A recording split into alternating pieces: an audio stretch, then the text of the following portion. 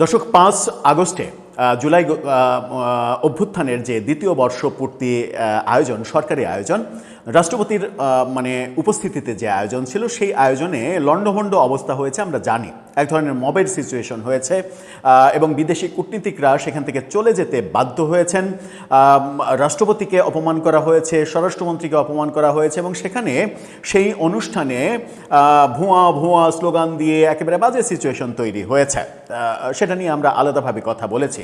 সেখানেই মুক্তিযুদ্ধ প্রতিমন্ত্রী ইশরাক হোসেন জুলাই যোদ্ধাদের উদ্দেশ্যে ডায়াসে দাঁড়িয়ে বলেছিলেন যে আপনারা জুলাই যোদ্ধাদের জন্য কি করেছেন, এই কথা বলেছেন। আজকে আবার গতকালকে আবার খবরে দেখলাম যে জুলাই যোদ্ধাদের উদ্দেশ্যে মুক্তিযুদ্ধ প্রতিমন্ত্রী বলছেন যে তারা কবরের টাকা পর্যন্ত মেরে দিয়েছে, অর্থাৎ জুলাই শহীদদের জন্য যে কবরের টাকা বরাদ্দ করা, সেই টাকা পর্যন্ত মেরে দিয়েছে, এরকম অভিযোগ করা হয়েছে।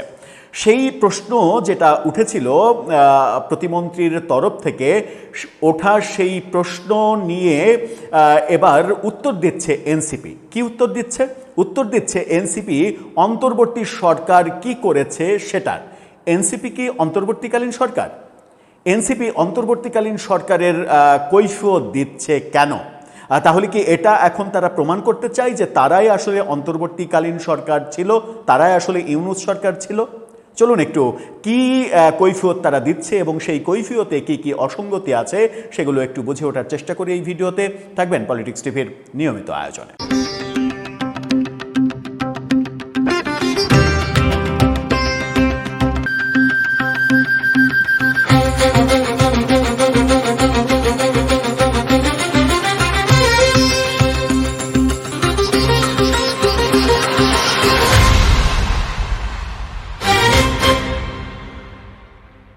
দর্শক, বলছিলাম জুলাই অভ্যুত্থানের দ্বিতীয় বার্ষিকীতে যে বাজে অবস্থা তৈরি হয়েছিল সেটার কথা, এবং ইশরাক হোসেনের প্রশ্ন জুলাই যোদ্ধাদের উদ্দেশ্যে যে আপনারা কি করেছেন জুলাই যোদ্ধাদের, মূলত এনসিপি নেতাদের উদ্দেশ্যে। এনসিপি এবার একটা ফটোকার্ড তৈরি করেছে, যেটা আবার সার্জিস আলম সহ সবাই পোস্ট দিচ্ছেন সামাজিক যোগাযোগ মাধ্যমে। সেখানে এনসিপি কৈফিয়ত দিতে চেষ্টা করেছে অন্তর্বর্তীকালীন সরকারের কৈফিয়ত।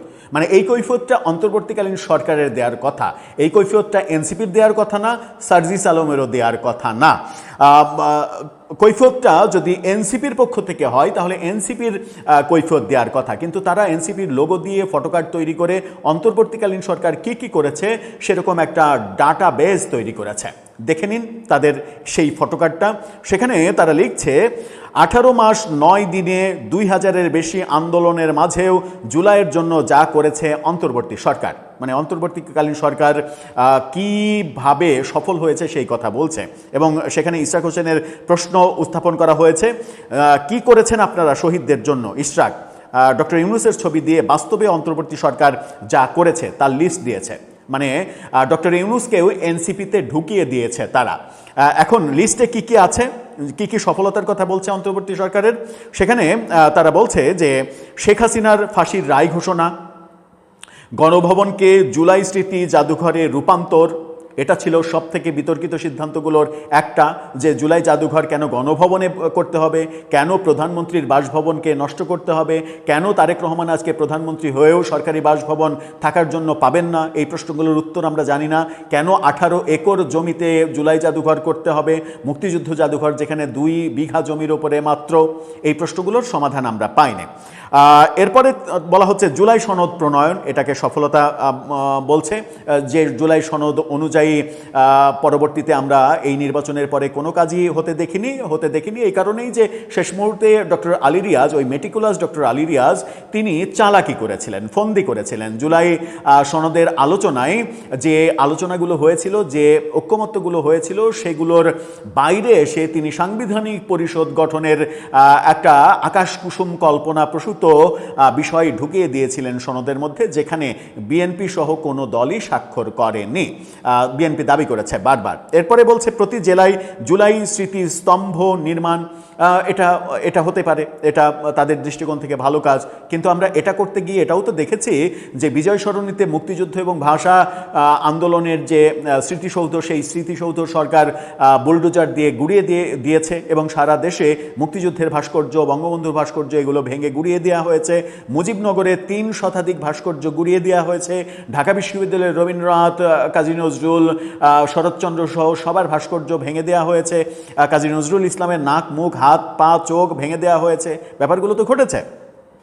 শহীদ ও আহতদের তালিকা প্রণয়ন, এককালীন অর্থ ও মাসিক সম্মানী প্রদান। এখানে কি কেলেঙ্কারি হয়েছে?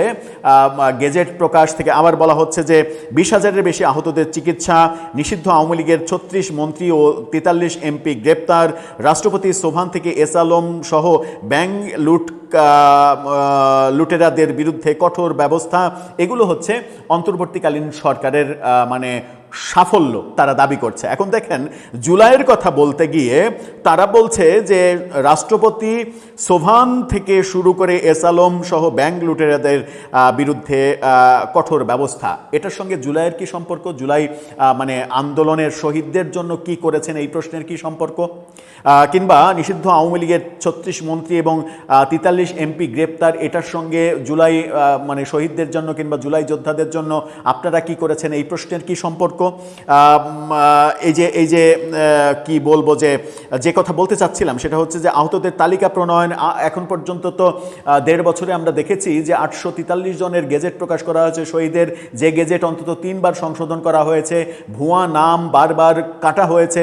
প্রথম আলোতে প্রতিবেদন এসেছে অন্তত 51 থেকে 52 জন ভুয়া নাম এখানে রয়েছে।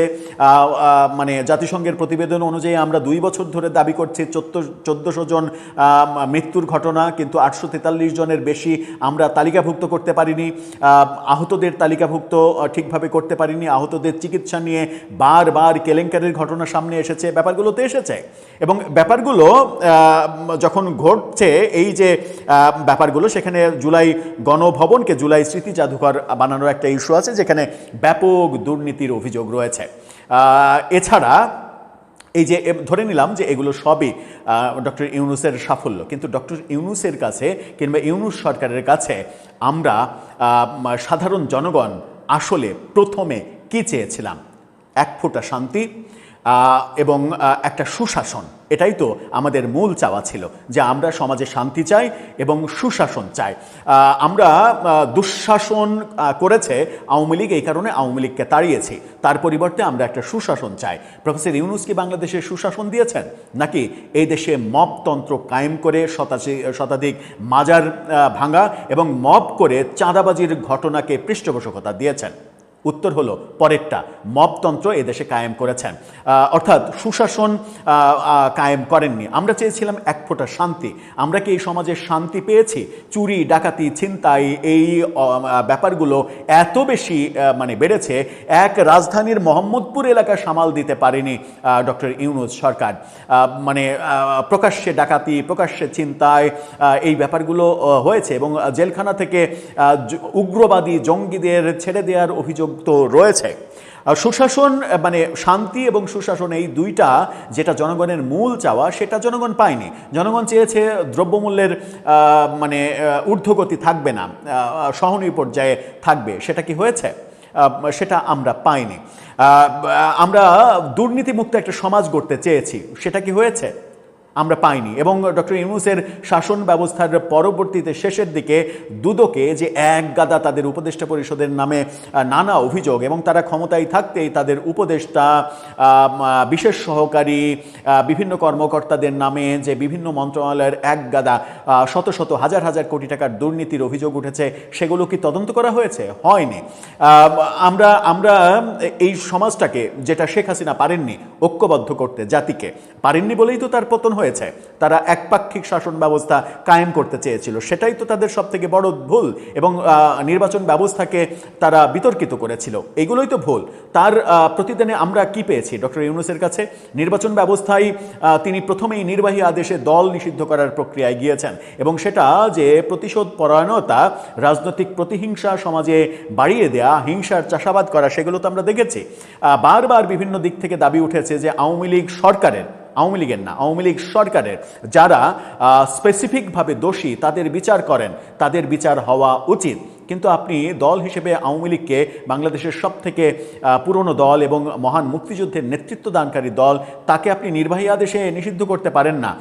নেপালে যেটা হলো, নেপালে একই জেনজিদের আন্দোলন হলো এবং তারপরে নেপালের ক্ষমতাচ্যুত প্রধানমন্ত্রীকে নির্বাচনও করতে দেয়া হলো এবং জনগণ ভোটে তাকে প্রত্যাখ্যান করলো। সেটাই তো বাংলাদেশের দরকার ছিল। আপনি 3 মাসের মধ্যে একটা নির্বাচন দিতেন, আওয়ামী লীগকে ভোট করতে দিতেন, জনগণ তাদেরকে প্রত্যাখ্যান করতো, তাহলে তো আর আপনাকে নির্বাহী আদেশে তাদেরকে নিষিদ্ধ করতে হতো না। নির্বাহী আদেশের দিকে তখন এই কারণেই গিয়েছেন যে আপনি রাজনৈতিক প্রতিহিংসা চরিতার্থ করতে চান। শেখ হাসিনার বিরুদ্ধে যদি আমি অভিযোগ করি রাজনৈতিক প্রতিহিংসা চরিতার্থ করেছেন তিনি 15.5 বছরে, তাহলে তো ডক্টর ইউনূসও করেছেন। তাহলে আমরা বেটার শাসন কোথায় পেলাম? একই রকমের শাসন পেলাম এবং কখনো কখনো তার চাইতেও বেশি পেয়েছি। দুর্নীতি কমেনি, সুশাসন আসেনি, বিচার বিভাগে সুষ্ঠু ব্যবস্থা কিংবা স্বাধীনতা সেটা আসেনি। পুলিশকে লাঠিয়াল বাহিনী হিসেবে আওয়ামী লীগও ব্যবহার করেছে, ডক্টর ইউনূসও ব্যবহার করেছে। তাহলে আমরা কি পেলাম? এবং যে সব থেকে বড় কথা, যে বৈষম্যহীন সমাজ গড়ার কথা ছিল, সেই সমাজে এত বৈষম্য তৈরি হয়েছে কেন? কেউ ওয়েস্টিনে হাঁসের মাংস খাবে, আর কেউ ঠিকভাবে উপার্জন করতে পারবে না, 3 বেলা রিক্সা চালিয়ে ক্ষোভ প্রকাশ করবে। এবং সেই ক্ষোভের মধ্যে থেকে যদি তার মুখ দিয়ে এটা উচ্চারিত হয় যে আগেই তো ভালো ছিলাম, তার উপরে মব হবে, এটা কি সুশাসন? এটা তো সুশাসন নয়। 1 বছরের মধ্যে কেউ আঙুল ফুলে কলা গাছ হলো। সব থেকে গরিব ঘরের সন্তানটা সব থেকে বড় বাড়ির সন্তান হয়ে গেল। টাকার অভাবে যে ছেলেটা কি বলবো, হলে গণরুমে থেকে ছাত্রলীগ করতে বাধ্য হলো, সেই ছেলেটা শত গাড়ি নিয়ে শোডাউন করলো। সেই ছেলেটা হঠাৎ করে জমিদারের নাতি হয়ে গেল। যে ছেলেটা ক্যান্টিনে ওই পাতলা ডাল, পানির মতো ডাল খেয়ে জীবনযাপন করতো, সেই ছেলেটা ওয়েস্টিনে হাঁসের মাংস খাইলো কিংবা প্রাডো গাড়িতে চড়লো। দামি গাড়ি থেকে নেমে দরবেশে যে টাকার বান্ডিল হাতে নিয়ে গরিবদের মাঝে বিতরণ করার বিভিন্ন ভিডিও ছড়িয়ে দিল। পাঞ্জাবির মডেল প্রতিদিন চেঞ্জ হতে থাকলো। এগুলো কোত্থেকে আসলো? এগুলো কি শেখ হাসিনার চাইতে আমরা কোনো ভালো শাসন ব্যবস্থার মধ্যে ছিলাম কিংবা অর্জন করেছি সেগুলো প্রমাণ করে না। তাহলে এই প্রশ্নটা কিন্তু বারবার আসবে যে আপনারা নতুন রাজনৈতিক বন্দোবস্ত দেওয়ার নামে, সুশাসন দেওয়ার নামে, ফ্যাসিস্ট, স্বৈরাচার, দুর্নীতিবাজ সরকারকে উৎখাত করে একটা ভালো বাংলাদেশ উপহার দেওয়ার নামে যেটা করেছেন, সেটাকে কোনোভাবেই কি ওই ফ্যাসিস্ট সরকারের 15.5 বছরের নিক্তিতে যদি মাপি, তাহলে সেই নিক্তিটা ওইটা ভারী হবে নাকি এইটা ভারী হবে? সেই কনফিউশনে আপনারা মানুষকে ফেলে দিয়েছেন। এটা কোনোভাবেই। আর সব থেকে বড় কথা হচ্ছে, ডক্টর ইউনূস সরকারের কৈফিয়ত দেওয়ার দায় তো এনসিপির না, কারণ এনসিপি তো ডক্টর ইউনূস সরকার অন্তর্বর্তীকালীন সরকার না। যদিও এখন তাদের বিভিন্ন কথা কর্মকাণ্ডে মনে হচ্ছে এবং একের পর এক ব্যাপারগুলো ফাঁস হয়ে যাচ্ছে যে ডক্টর ইউনূসের সরকারটাকে মূলত এনসিপি চালিয়েছে। ব্যাপারটা কি তাই কি হওয়ার কথা ছিল? এবং মেটিকুলাস ডিজাইনে 12 ফেব্রুয়ারির যে নির্বাচন, সেই নির্বাচনটাও করতে চাওয়া হয়নি বিএনপি যেন ক্ষমতায় আসতে না পারে, এই জন্য। এটাও তো সত্য, তাই না? দর্শক, আপনার কাছে সেই প্রশ্ন, উত্তর জানিয়ে লিখতে পারেন আমাদের কমেন্ট বক্সে।